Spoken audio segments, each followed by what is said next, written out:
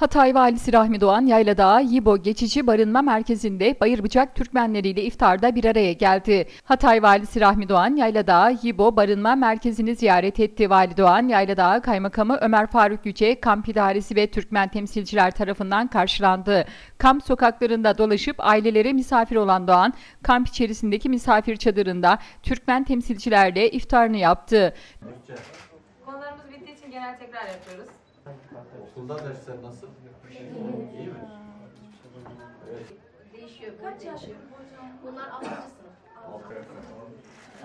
Türkmen ailelerin sorunlarını dinleyen Doğan, yetimlerin eğitim gördüğü merkezi de ziyaret ederek çocuklara çeşitli hediyeler dağıttı. Ziyarette İl Jandarma Komutanı Jandarma Albay Uğur Ertekin, İl Milli Eğitim Müdürü Kemal Karahan, İl Sağlık Müdürü Umut Tiryaki, İl Göç İdaresi Müdürü Mustafa Cengiz Bilen, Yayladağ Belediye Başkanı Mustafa Sayın da hazır bulundu.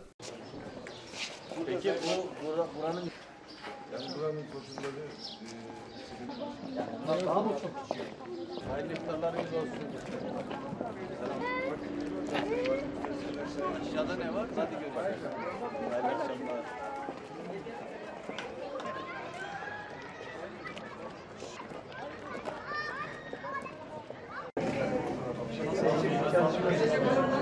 Alalım.